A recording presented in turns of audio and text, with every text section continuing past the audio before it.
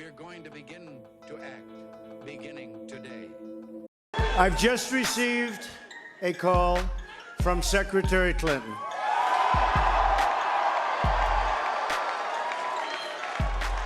She congratulated us, it's about us, on our victory.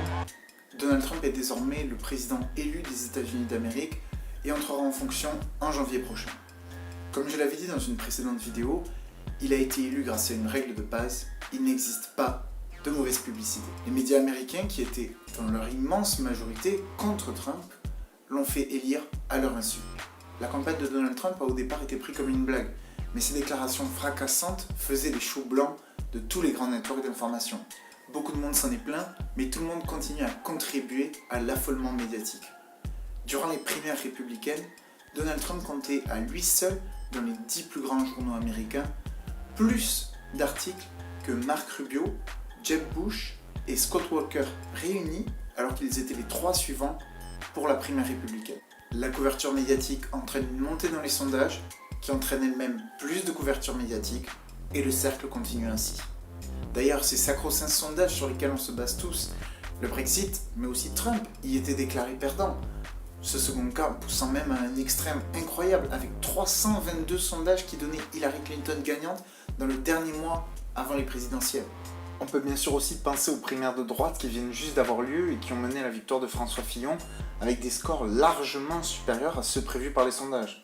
Alors qu'on lui annonçait tout juste 20%, il en a réalisé 44 au premier tour et a écrasé le favori des sondages, Alain Juppé, avec presque 70% des voix au second tour.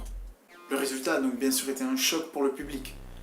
Mais sur les réseaux sociaux, des analystes avaient remarqué des inconsistances depuis plusieurs mois par rapport au sondage. La start-up Brigade de Sean Parker en est probablement le meilleur exemple.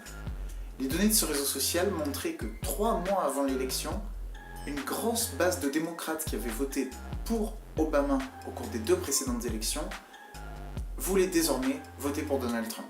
Les électeurs de Trump étaient aussi plus consciencieux, ils remplissaient plus de formulaires, écrivaient plus sur le réseau social, ce qui sous-tend probablement à une plus grande mobilisation des électeurs de Trump que des électeurs d'Hillary Clinton. Leurs informations donnaient 55% de chance à Donald Trump d'être élu, alors que dans les grands médias, seulement 22% de chance lui étaient accordées. Leurs données étaient tellement en désaccord avec les sondages qu'ils les ont crues fausses. D'autres analyses des réseaux sociaux, comme celle de Simply Measured dont je mettrai le lien dans la description, montraient que le sentiment négatif était à peu près égal entre Hillary Clinton et Donald Trump, et que dans le dernier mois de la campagne, le sentiment positif allait même largement en faveur de Donald Trump. S'il y a de nombreuses raisons à ces 2 résultats, dont les sondages, les médias en sont une principale. Les médias ne représentent désormais qu'une frange extrêmement réduite de la population et créent une bien-pensance qu'elle soumet au reste de celle-ci. Et donc pour éviter de passer pour un bof, un raciste ou tout simplement un imbécile, les gens ne donnent pas leur véritable vote aux instituts de sondage, alors que seule la vérité de l'urne compte. Et c'est exactement ce qu'a fait lire Donald Trump, puisqu'au moment de voter, la logique, le rationnel n'a plus autant d'importance, c'est l'émotionnel qui compte le plus.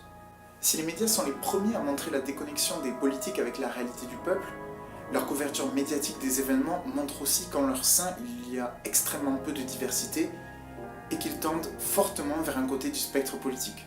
Durant sa campagne, Hillary Clinton était allée jusqu'à dire que la moitié des supporters de Trump étaient un panier de déplorables, sous-entendant qu'ils étaient racistes, sexistes, homophobes, islamophobes, etc. Elle ne faisait que répéter un schéma utilisé par les médias qui attaquait personnellement les personnes souhaitant voter pour Trump, plutôt qu'au contraire tenter de les convaincre de voter pour un autre candidat. Traiter avec mépris ceux qui souhaitent voter pour un autre candidat n'apporte que rarement du bon, et si certains ne veulent pas voir Marine Le Pen présidente en 2017, les élections récentes devraient les interpeller, tout comme le probable résultat des élections italiennes.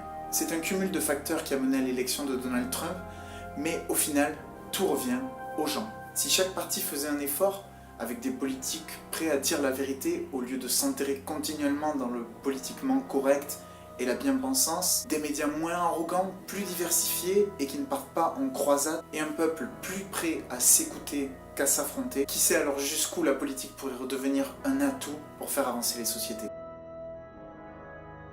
Bonjour à tous, j'espère que cette vidéo vous a plu. Elle était un petit peu différente de ce que je fais d'habitude puisque là j'ai clairement donné mon opinion. C'est la première d'une série de 3 vidéos relatives aux élections américaines qui vont donc sortir dans les prochaines semaines. Pensez à vous abonner, à aller regarder d'autres vidéos et à la semaine prochaine.